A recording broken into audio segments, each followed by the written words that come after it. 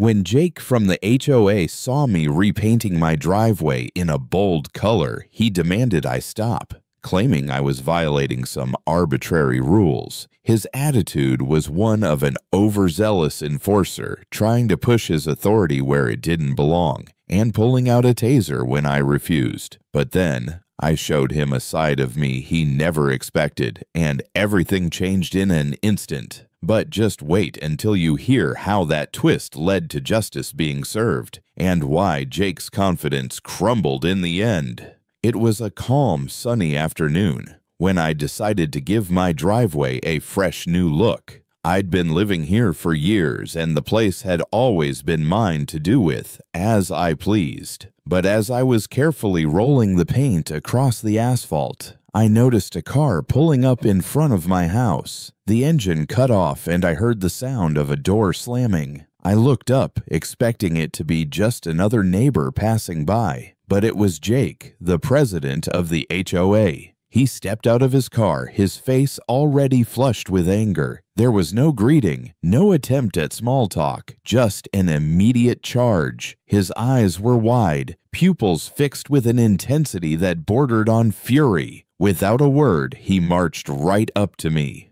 "Stop right there," he snapped, his voice sharp and demanding. "You can't be doing that. This isn't allowed." I raised an eyebrow, confused. "What do you mean? I'm just repainting my driveway. It's my property," I explained, trying to stay calm. Jake's hands balled into fists as he jabbed a finger at the ground. "There are rules," he spat, his voice growing louder. "You can't just do whatever you want. This violates the HOA regulations. You're gonna get fined if you don't stop." I shook my head, frustration rising in me. What rules? I've lived here for years and haven't seen a single rule that says I can't paint my driveway. It's my home, my choice. But Jake didn't seem to care. His tone grew more aggressive, his face reddening further. "You think you can just ignore the rules? Think again. I'll have you reported if you don't stop right now." I felt my heart begin to race, not with fear but with anger. Who did he think he was? This was my home, my sanctuary. No one had the right to dictate how I maintained it. But before I could respond, Jake suddenly took a step back. I didn't know what was happening at first, but then I saw it. His hand reached for something at his side, and for a moment, I thought he was going for his phone. Instead, he pulled out a taser. My blood went cold. It was like something in the air shifted. What had started as an argument over a paint job was now escalating in a way I never expected. Jake stood there holding the taser with both hands, eyes locked on me, as if daring me to make a move. I took a deep breath, my mind spinning. This was no longer just a confrontation about my driveway. This was a power play. I had to think fast.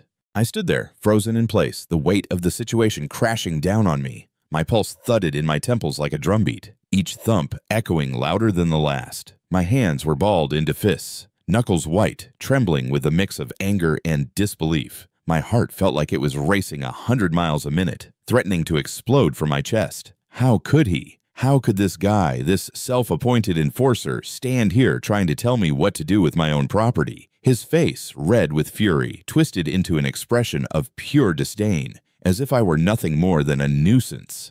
I couldn't believe what I was seeing. It wasn't just a petty dispute over the color of my driveway anymore. No, this had escalated into something far uglier. He wasn't here to discuss. He was here to impose. Jake's eyes didn't soften, didn't flicker with even the slightest doubt. They were cold, filled with the kind of superiority that only comes from someone who thinks they're above the law, someone who feels entitled to control, to push around anyone who doesn't bow to their authority. My teeth gritted together, and my entire body tensed, muscles coiling like a spring. My mind screamed, "Is he serious?"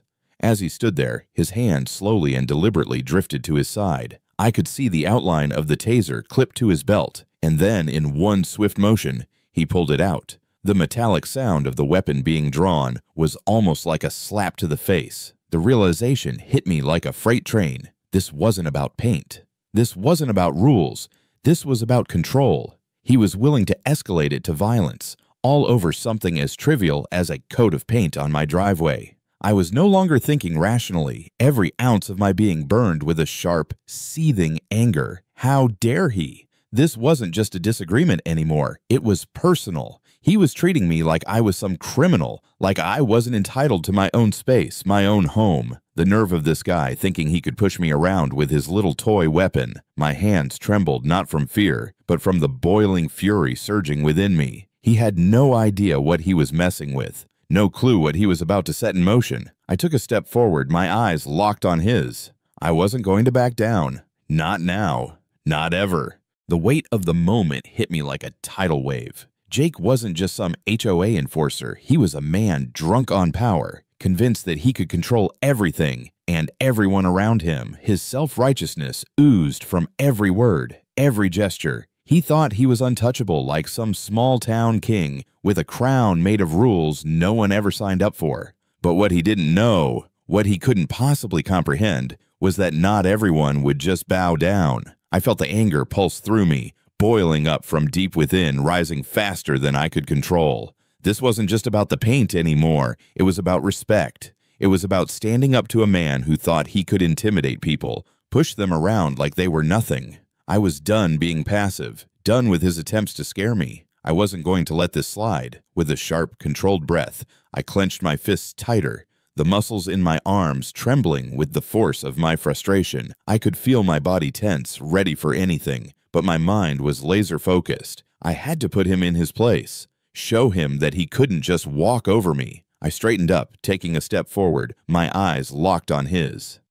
"You have no idea who you're dealing with," I shouted, the words filled with a fiery intensity I didn't even know I was capable of. Jake flinched, his eyes widening in surprise. The power of my words seemed to hit him harder than anything else I could have said. His confidence wavered for a fraction of a second, and in that instant, I knew I had him. His hand wavered above the taser, but he didn't make a move. I could see the change in him. The self-assured, cocky look that had been on his face moments before melted away, replaced by something more vulnerable, more uncertain. And it was in that brief moment of hesitation that I made my move. I reached into my pocket and pulled out my wallet. Jake's gaze flickered to my hand, his face still twisted in confusion, but I knew what was coming next. I opened the wallet slowly, deliberately, and revealed the shiny silver badge tucked inside. The county sheriff's badge gleamed in the sunlight, a simple but undeniable symbol of authority. Jake's face drained of color, his eyes darting between the badge and me. His breath hitched, and for the first time, I saw fear in his eyes.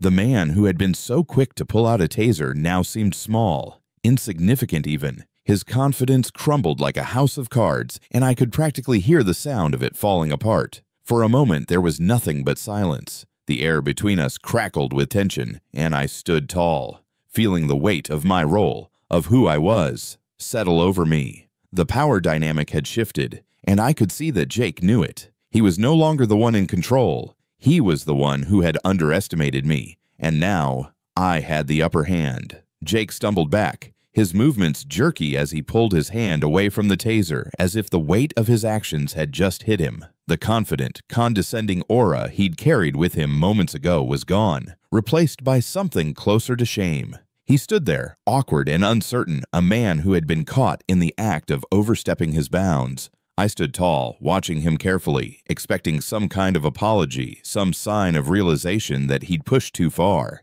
But what came out of his mouth was barely a whisper. "Sorry, sir." The words were empty, mechanical, uttered with an air of defeat. He didn't even have the courage to meet my gaze, his eyes avoiding mine like I might strike him down with a single glance. I didn't need anything more from him. His apology, if you could even call it that, wasn't what mattered. What mattered was the quiet, undeniable shift in power that had just taken place. I knew then that justice had been served, not by force, but by standing firm, by showing that respect wasn't something to be demanded. It was something to be earned. With a slight nod of acknowledgement, I turned away from him. He didn't deserve my time anymore. I had bigger things to focus on. As I returned to my task, finishing the last few strokes of paint on the driveway, there was a sense of release, like a weight lifting off my shoulders. The air seemed lighter, the tension between us evaporating like mist in the morning sun. Each brushstroke was more satisfying than the last. The driveway that had once been just a simple part of my home was now a symbol of something greater, of standing up for myself, of restoring balance where it had been threatened. It felt like the world had righted itself. In that moment, with the task completed, I took a deep breath, feeling the satisfaction seep into my bones. The truth had been restored, and I was in control again, not just of the paint on my driveway, but of my own life, my own choices. It was a quiet victory, but it was enough.